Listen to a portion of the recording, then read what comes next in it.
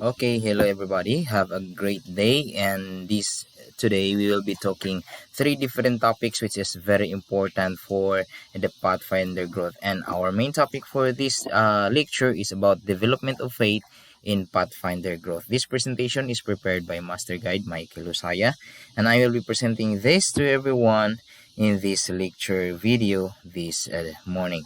Okay, so let's proceed. The topic that we'll be discussing for today includes pre-adolescence and adolescent growth patterns. So we know that pre-adolescence is a as a young child, and adolescence is probably in the high school.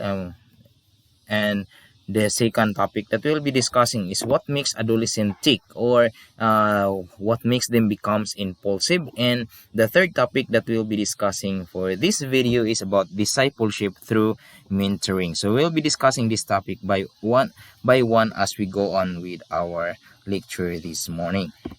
Okay, let's proceed.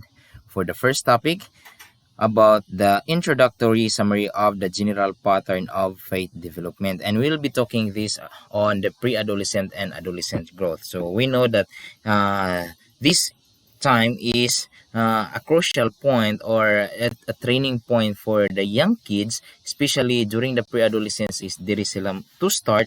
This is the moment when they start learning on things. They start learning how to decide on things. So this is a very important, especially as they grow in their faith, as they develop their faith.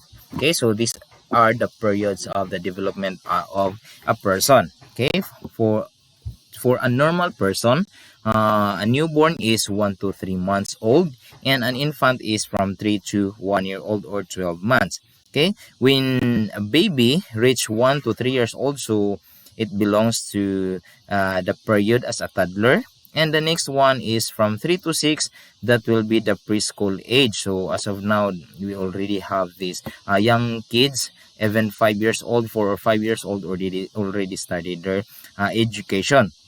But for the period of development, these years are the preschool age, and then from 6 to 12, these will be the years, or the elementary years.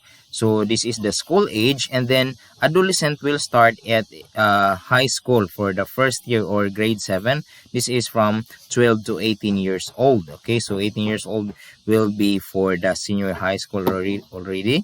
And after 18, that will be an early adulthood, 18 or 20, depending on the development of that person. That will be 18 or 20 to 40 years old. So inana, that's long the span of an early adulthood. And the middle adulthood is 40 to 65 years old, and then the late adulthood will be 65 years old and above. So this time will be tigulang na gini sila. So these are the periods of development. So for the adolescents, so childhood years, that will be the preschool and early primary. Their age is below 6 years old.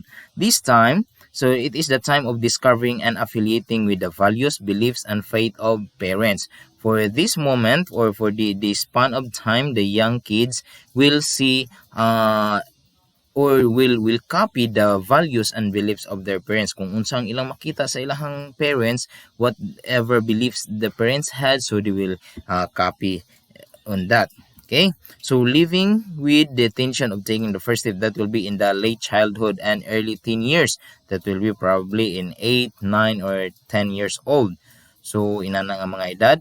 This time, living with the tension of taking the first step beyond a cultural or parental faith bias, accompanied by the most intense desire to affiliate with bias. At this moment, we can see these young kids, they will be starting to try to see kung unsa gyud will they follow the religion of their parents, or they will try to kanini ang to explore the world ahead of them. So inana na ang sa ani nga panahon. Next is the late childhood and early teen years, so a beginning of identity, of will, of asserting one's own person in the initial stages. So when the child reaches 10, 11, or 12 years old, this time they will already started mo taking the step in deciding for themselves already. So dili na sila nga unsay iingon sa parents, inana isunod lang dayon. They will have their own mindset already nga to perform such things. Okay? Which is kinahanglan gid og guidance. Okay? Often the young person formally affiliates with faith as personal decision. So for me, I was baptized when I was 9 years old. So at this time, they were already starting to understand the things around them. Makasabot na gid sila. Okay? In mid-teens, that will be in high school from grade 7. That will be age 12. Okay?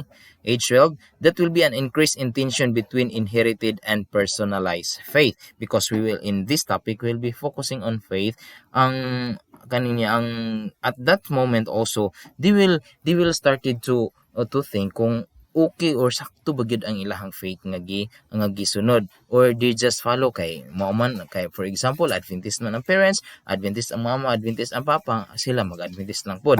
But during that time in the mid-teens, these young people will already wanted to explore kung unsa ang nasa ilahang palibot, kung unsa ang unsa kanais ang sa world, unsa kanais ang nasa ilang faith. So this time is an increased tension between inherited and personalized faith, because sa ilahang unsa ang faith or unsa ang belief sa ilahang parents, they have also nga naana pud sila ilahang own nga kaninya ang desire nga mo try ko ani or mo try ana. Okay, so least parental faith influence, more influence accepted from other adults and peers. Okay, so ingon din hidaw nga if there is less parental faith nga influence sa bata, then the more ang ilahang influence nga makuha nila sa ilahang palibot, sa ilahang mga kaubanan. Okay, that will be in the mid-teens, sa high school na siya nga mga panahon. Asserting individually an identity, stepping beyond previous limits. At this time also din hinagid ni ang mag-start ang ilahang ang peers, ang ilahang bonding nga together with their peers. They will even spend most of their time together with their peers. Dito na ni sa mga barkada. Okay? Dili na ni magsigig uli sa mama or sa papa. They will kaninyang keep going with their barkadas already. Okay? Often a time to be authentic to one's own chosen faith. Maghuna-huna silang sakto na ni I already have the power, or I already had the kaninyang the capacity to decide for myself. So okay na niya nga ako ang gipili. So that will be in the mid-teens, sa high school nga mga edad. Okay, interest in faith can vary from sporadic to latent to intense during these years. Okay, ang uban is magdasig kayo, ang uban kay ligoy-ligoy lang pod. Okay, sa late 10 na pod, or in the early 20s, that will be for the senior high school mostly. Okay, often attempting to be very untraditional, experimentation with novel ideas of faith. Okay, they will try to experiment nga what if mo try ta ani nga faith, what if mo try pud ta ani nga mga religions. Okay, that will be in the early kaninyang 20s. Formulating the most important life directions amid sporadic and hectic growth. When the person reach 20s, they will kaninyang really have their own mga decision makings na gyud. Okay, sila na mag-decide for themselves mo, dili na sila kaninyang if this person is still attached to their parents, dili na kay na sila maminaw kung unsa ang isulti sa parents, because they will thought nga their decisions is already kaninyang enough for them or good for them. Okay, rebelling against parental influence and separation from one's own heritage. So di mo na ni ang akong ginaingon nga when the person reach, or when a person reach at this kaninyang age, they will already try to separate kung unsa ang ilahang kung unsa ang sa ilahang naandan sa una sa ilahang parents. They will try to experiment kung unsa na pud ang lahi, and then naanay separation between sa heritage sa ilang inheritance nga faith sa ilahang parents. Okay, because at this time the person aning age is sila na ang mag-decide. Okay, coping with newfound adult independence, recognition of the inadequacy of one's own faith shaping. Okay, so they thought nga kanina ang they have the feeling of independence at this time, because kanina ang they can decide of their own. So sila na ang bahala dayon sa ilahang gusto na sila nga sila na ang bahala sa ilahang kaugalingon. Okay, mid-20s to mid-30s. Okay, at this time kanilang appeal pa ko ani nga mga panahon. So this is during the marriage or childbearing establishing vocation. So most of the people or most of us graduated at the age between 20 to 30. Okay, na graduated, and then we seek for vocation or we are looking for work, and then dito na po dayon ta nga we settle for marriage. Okay, formulating idealistic goals and dreams for life in mid-20s, refining of the goals to more realistic proportion by mid-30s. Okay, at this time still this is still part of the pre-adolescent and the adolescent growth. It is because at this time dili pagyud kayo ta fix kung unsa gyud ang ato ang ang atong padulngan o atong unahan, because though nga we can decide of our own, we have dreams, we have plans for our own, we have goals of our own at this age, but still we lack experience kung unsa ang umaabot. Okay, that will be in that mid-20s and mid-30s. Integrating inherited faith with personalized faith, having children and or becoming a recognized contributor to the society often hastens the integration. Okay, the question that new parents often ask is, what is there from my past that I want to do, that I want and do not want my child to experience. Okay, so for example, the experience kaninyang, if for example sa ako ang self, if I experience nga dili maayo ang pagtreat sa ako ang parents ako, then I will have that thought in my mind nga I should not let those experiences of mine be happen to my children also. Okay, so next one here is the 7 adolescent faith shaping task. Okay, so in order for our faith, okay, we are talking about, we are focusing on faith man gyud. So there are tasks that an adolescent will, or there are 7 different tasks that can help an adolescent to that the faith of that certain adolescent will be shaped. Okay, the first one here is experiencing. The second, categorizing. The third is choosing. The fourth is claiming, deepening, separating, and responding. We'll be talking this one by one as we go on with this lecture. Okay. For the first one, experiencing. Youth years are often filled with intense religious feelings. Spiritual emotions can be sporadic, spontaneous, and superficial. However, without this wellspring of emotions, faith shaping would lack power. Okay, so in order for that faith to be shaped, also a child or an adolescent should have this experience. Dili lang nga sultihan lang sila, they will just listen to lectures, they will just read books. So dili lang din na whatever that faith based development nga maka-help sa ilaha. For example, they should go to community outreach. They will join community outreach. So in order for their their faith to be shaped, is they also need this experience. Dili lang dahil nga madungog lang nila, mabasa lang nila, but they have the first-hand experience. Okay, religious experience can happen in worship, at camps, and on outings while serving others. Okay, so sa mga campings, mga outings, or sa dinhang mga activity nga mag-allow sa lahat to have that experience. Okay, that will be the first. Next one is categorizing, or kaninyang they have the kuan nga akani diri ni siya ang kanipod din hipon ni siya. So they can now compare kung unsa. It is more than an intellectual exercise. Bits and pieces of emotions, attitudes, values, and intentions are involved in this task. The categories used by youth in early adolescence are frequently simplistic. Their religious thinking might be definitely naive.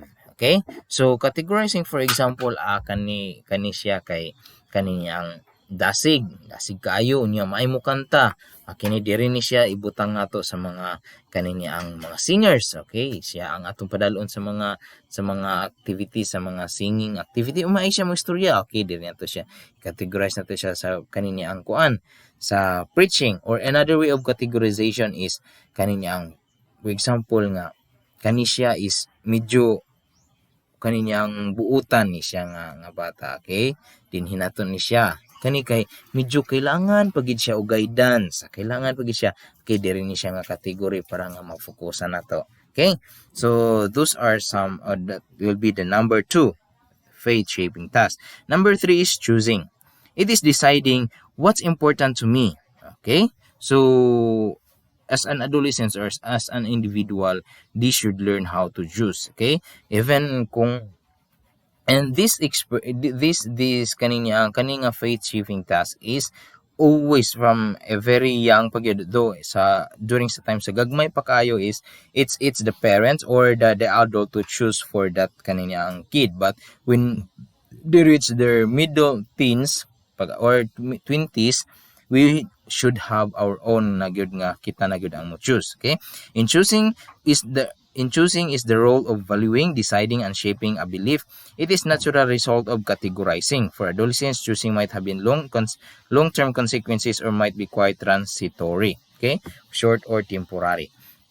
Kana siya, depende pod sa imuhang pagpili. Because for us, whether if gusto ko nga kanini ang chill, happy ang life, gusto ko mo adto sa disco, I would like to be part of those of those young people nga tuwara sigig dulag basketball, sigig lingaw-lingaw, okay? Or I would choose nga gusto ko mo join og mga evangelistic camps. I would like to join in the Pathfinder ministry in any activities in the church. So depending on our choices, and that choices would bring an outcome or a consequences, whether it is a good or whether it is a bad consequences, whether it is a short term or a long term consequences. So depende sa atong sa atong choices, depende ana is maupod ang kanina ang consequence nga atong kuan sa unahan, maabot sa unahan. Next one is the fourth one is claiming. Claiming is committing oneself to one's choices. There is a sense of pride and satisfaction at having arrived at an important milestone. It is often a rich emotional experience. Kanang na imog yung i-claim na gini mo nga kani mao na gid ni, kanina ang diri na gid ko. Okay, diri na gid ko nga linya. I would be kuan na gyud an active kanini ang active service sa church nato. So i-claim ginato. Okay? It depends on your choice. Next one is deepening. Okay? So sa kanini ang kuan, like in sa classroom sa mga lesson plans is we have also the deepen, and this is the task of growing in faith. Dili lang na learn lang nimo, nakadungog lang ka sa wali or nabasahan lang nimo ngay nana. There should be a task or a time of deepening in which you will really kaniyang experience kung unsa gyud ang gusto nimo nga ma-learn. Kana pag yung i-deepen ang imong na learn, you will learn for more, you will strive for more. Okay, next one is the separating. This task is perhaps most characteristics of older adolescents and young adults. Some authorities consider it a legitimate faith task. Others question this label. Regardless, it does occur with frequency. Distance and perspective are now compared, pendulum before resuming a balanced stance. Okay? So, at this moment, a child should separate kung asa ang iyahang mga kaubanan, kung unsa siya nga area mabilong. Next one is the responding. This is the task of gaining a sense of one's life calling. Okay? Here is where one's mission or unique life purpose is considered. We know nga, especially in Isaiah nga, ingon dayon ang God said nga, whom shall I send and who will go for us? Okay, this responding time is when you go to when you allow yourself to be part in the service. Okay, for example, there is a community service or there is an outreach ministry. When doing that, it requires effort. Okay, kailangan gid ka mag-effort, kailangan gid ka nga even sa pathfindering. Okay, even sa pathfindering, you need to wake up early, you need to comply a lot of requirements, you need to follow the rules and guidelines nga gusto unta nimo nga gusto kag chill nga life, gusto kag unsa nga mga life, but there are rules that you need to follow. Okay, so responding a task when responding, this requires effort, this require kanini ang submission also. Okay, this requires submission. Often this task is reached as a young adult rather than as an adolescent. So mostly is kaniyang that will do the responding task is when age is already between 20 and 30. But there are still also some other people even young as 10 or of to 15 years old, they already started doing this kaninyang task. Okay, and by that, and as an adult, they have also kaninyang an adult has also part for that faith shaping, because adolescents, young as they are, they cannot perform that job well, so they need the help or the kaninyang kuan, the companionship of an adult to help them in their faith shaping task. Kung unsa man ang mabuhat sa adult, the first one here is sa experiencing. As an adult, we need to try to provide for open-ended expression of feeling. Dapat nga naagid ang adult nga mo help, mo guide sa mga adolescents or sa mga young individuals as they going to experience different mga activities. Okay, encourage feelings that lead to something further positive. Allow you to express themselves openly and provide for rich experiences. Model with your own feelings. Don't let matters stop there. Move into next task. So we know nga as an adult, and this adult had more experience than those young people. So what they're going to do is to help the young people grow, to help those young people experience also kung unsang ilang na-experience sa before, para nga these young people or this kanina ang mga adolescents is they will also grow. Okay, sa categorizing, do biblical studies on Christian principles and values. Okay, muna ang mabuhat, and daghan pa ng mga activities nga mabuhat sa adult or to help those young people to grow. Okay, in choosing, encourage you to think, challenge them, model your own values and choices, focus discussion on beliefs that can be prized, teach you how to doubt creatively, and they'll arrive at more authentic beliefs. So tabangan gipud ang mga kaninyang young people. For the claiming, to plan invitation to commitment in a variety of settings. So those are just one, daghan pa kay nga mga activities nga matabang sa adult in helping young adolescents to kaninyang have or to complete this faith shaping task. Deepening, okay, for youth who already provide an appropriate intellectual stimulus. Be a helping and enabling person, provide a prayer and support. So kailangan gid po na sila nga naay mag-help sa ilaha. Sa separating, don't be disappointed for fate unnecessary as there occurs. Okay, never let this sever relationship. Keeps communication lines open. Work with parents, kanigid siya. Okay, work with parents and other affected by their own sense of guilt, despair, or failure. Now for the responding, encourage when the person is ready. Portray calling, a glimpse, and visions. Okay, provide a warm and positive atmosphere for persons to experiment their own mission and purpose in life. A person na atay tagsa-tagsa nga calling, but our calling is kaninya ang we have one mission. Okay, and our mission for especially sa mga educators, because we are educating those young people, and we are our main purpose is to restore the lost image of God in the fallen human race. So that's the reason why whenever we have that calling, we need to respond. Okay, so those are the kaninyang topics for the pre-adolescents and the adolescents growth. We will proceed to the second topic that we will be discussing about what makes an adolescent tick, or what makes an adolescent impulsive. Impulsive, that means they are doing something without thinking. Okay, probably you have heard ka ng mga jokes nga, sige, approve without thinking. Okay, so impulsive is they didn't have a forethought. They never think of that, just basta kamaw lang na siya. Okay,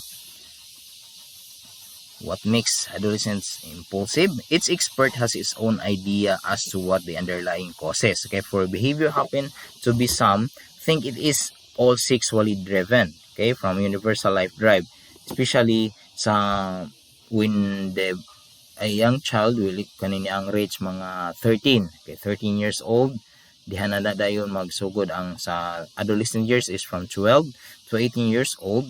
Dihan na dayon magsugod ang kanina ang grabe na kaayo nga kaninya og sa ato pang normal, sa ato pang common nga language is hot na kaayo ang mga batan-on. Grabe aggressive na kaayo ang mga batan-on ana nga mga nga panahon. Okay, they're probably all at least partly right and all at least partly wrong. Okay, ask any parents of adolescents. So ana nga time these mga experts, they are thinking it's all sexually driven. Okay, ana nga mga that's the reason why those young people are kanyang grabe ka impulsive, because at that moment also dihan na dayon ang mga crush, mga uyab-uyab. So at that time, Maslow chose to try and cover all bases by arranging a hierarchy of needs, with the lower most basic being met before others could be. Okay, while it isn't always accurate, at least it provides a springboard from which to view those forces which at one time or another might be a blame for adolescent behavior patterns. So, mo na ang giikuan ni Maslow nga we have these levels of needs, and ato nang i-discuss. Okay, we have the physiological needs. Okay, sa atong self, we have the physiological needs. We have this food, we need to sleep, we need to have this sexual release, we have the physical activity. So those are the physiological needs, which can more on in our self, our body. Okay, we have also the safety needs. Okay, we need to be part of the group, we need to kaninya ang nauna nato nga dapat safe ra gid ta. Okay, that is part of the needs. We have also love and belonging needs. Okay, that's the reason why sa ana nga time is ang mga batanon, as we know nga kaninya ang abdi kay nga maka-crush, makauyab-uyab, because at that time they will exercise the love and belonging needs. Okay, especially those kaninya mga individuals nga probably they lack kanilang attention and love from their parents, from their families. Dito sila dahil mo seek of love and belonging sa ilahang peers. Okay, we have also the esteem needs. Okay, so basta gani nga kaninyang makuan, ma-discourage na dayon, or kung i-cheer kaninyang bisag yabag kaig tingog, i-cheer lang dayon, amugara na po dayon. Okay, those are part of the esteem needs. We have the self-development needs. Okay, this level of needs concentrates on personal growth and the fulfillment of one's created potentials, not to be noticed by others but for their own personal satisfaction. Okay, dapat nga mo learn ko ani, dapat nga mo makakuha ko ani. Okay, that is the self-development needs. We have also the knowledge and understanding needs. That's the reason why we need to study, we need to go to school, we need to acquire some skills, because those are part of knowledge and understanding needs na to. Okay, and especially we have this spiritual needs. Spiritual needs is very important because as young people, especially for us Adventists, it is kaninya ang kuan.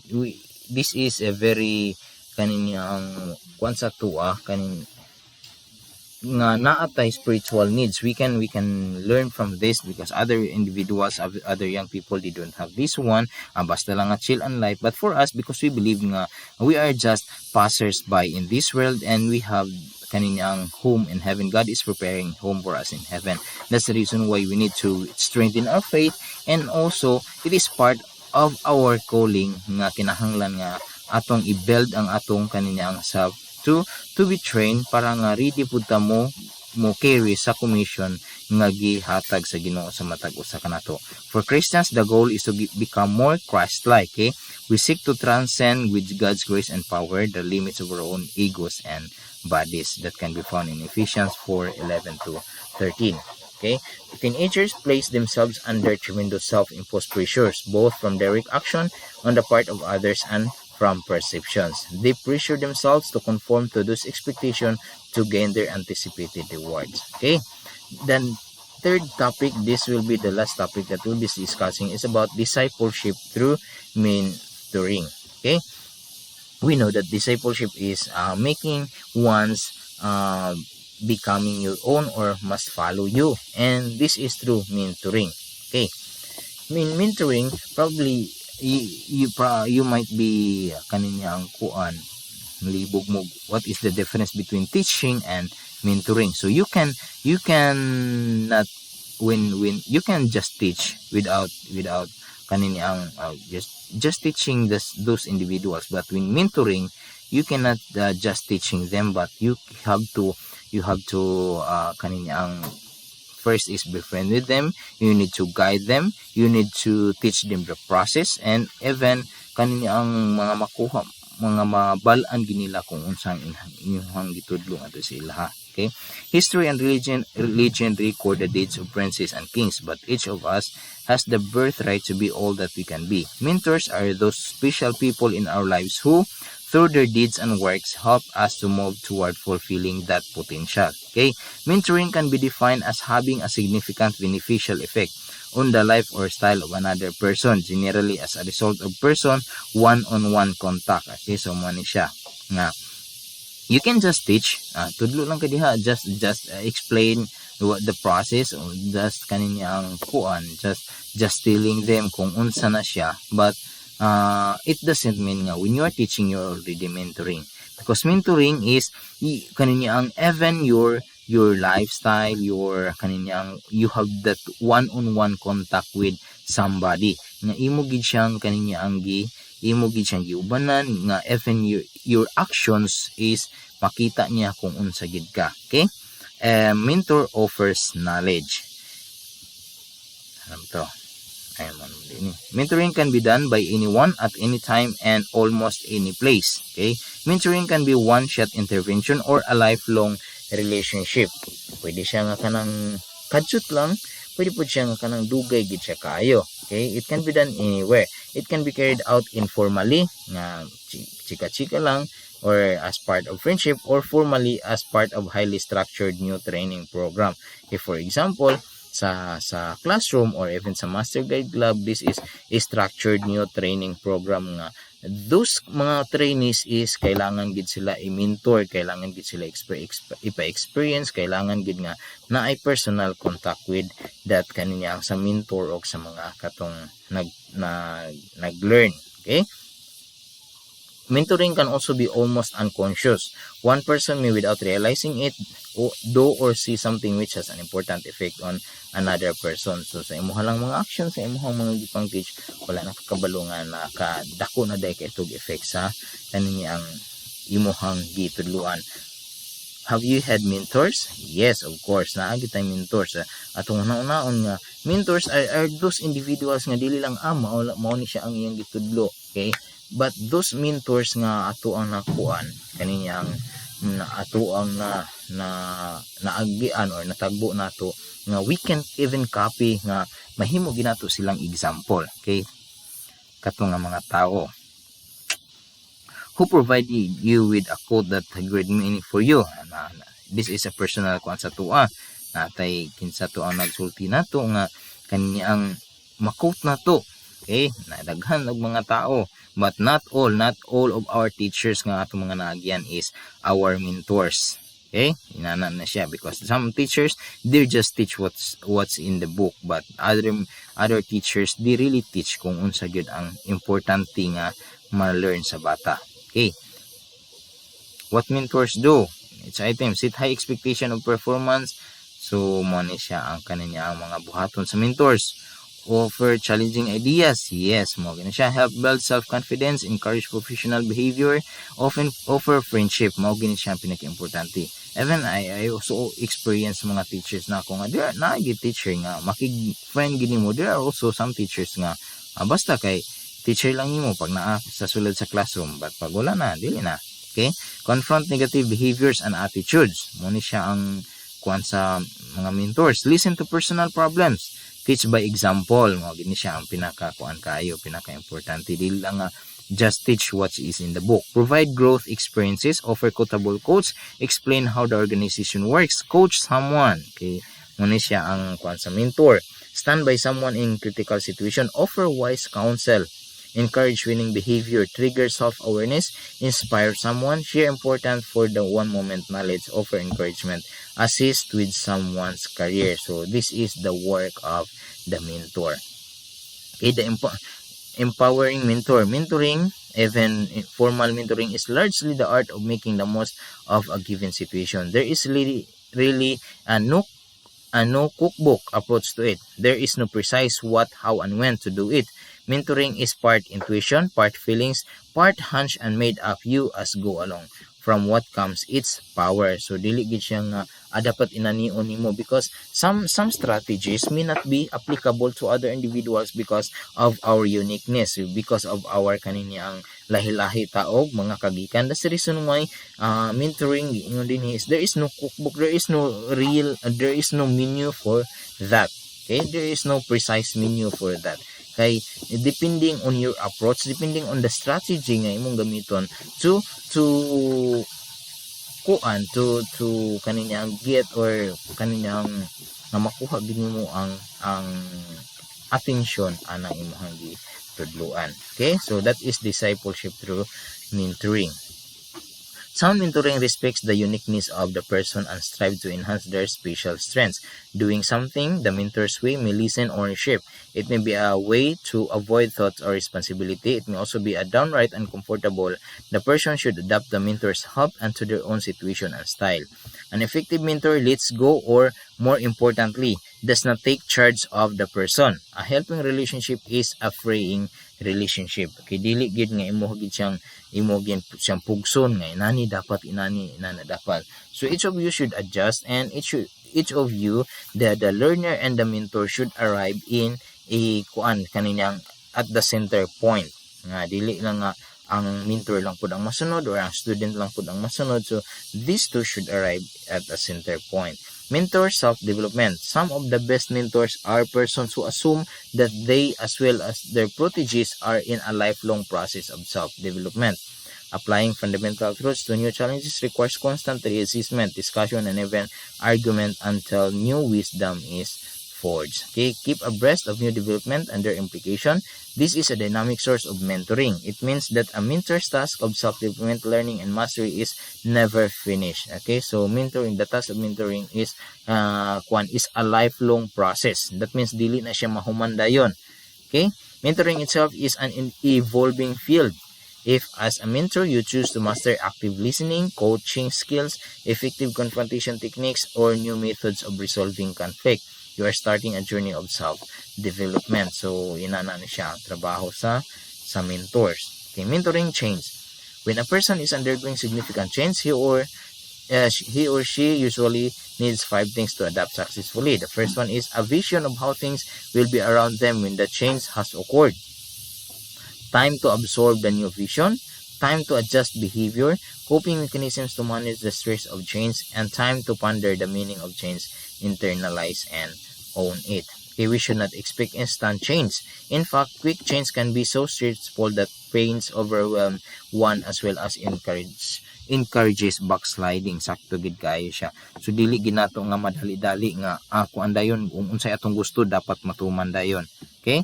So change is a gradual process. It is kanini ang hinahinay gid siya kaayo nga mahitabo, because kung kalit-kaliton po nimo, uy dili man na maayo, dapat inana, backslide na dayon.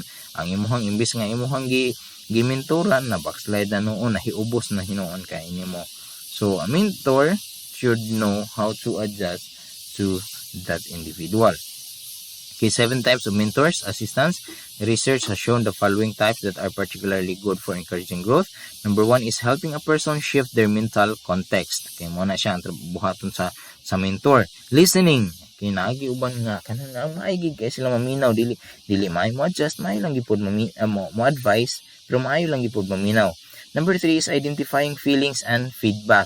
Kabalo na ka nga murag na unsa kay problema niya nganong inani iyang dagway karon iyang aura. Okay, confronting negative intentions or behavior.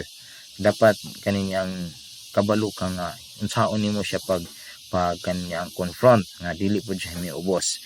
Providing appropriate information when needed. Okay, delegating authority given permission. And the 7 is encouraging exploration of option. Imong encourage na siya sa imuhang gimentoran or sa imuhang learner. These are the 7 types of mentor assistants. Okay, mentoring versus advice. Okay, lahi ni siya. Many mentors believe that a large part of their job is giving advice to their charges. There is a downside to giving advice. When we give advice, we assume we have superior knowledge. Mo ginano nga mag-advise denta kay lagi kuno kabalota ana. Insight or wisdom related to the problem. This is maybe true under certain circumstances, but Okay, when we are dealing with an individual's personal problem, our friend is likely to know more about the problem than we ever will. Okay, nga, makikita mo kuan, makikita mo advice nya wata kabalo kung unsa giday ang nahitabo sa ilaha. For example, imuhang friend nagbulag sila sa imong uyab, wa ka kabalo kung unsa kasakit ang iyang gibati, ikaw nga naka-experience pud nga nagbulag, ay kay ka advice dito, but you never know kung unsa gid ang nahitabo. Okay, so after all, they've been living it. That's why we often encounter frustrating resistance and a lot of yes buts. This should not be too surprising. Okay lang, tanaw nimo okay ra, pero grabe na day ito. It is a bit of arrogance to assume we know more about person's personal problem than that person does. This is a reminder for us nga murag arrogant na pud na para sa tuwa nga mo-assume ta kaning as mentors, mo-assume ta nga mas kabalo ko sa iyang kanang gibati na agian na ako na, but it's not kaniyang really like that. The person knows his or her problems more than sa atuwa nga wala nato na experience. Okay, often we can serve best by listening carefully.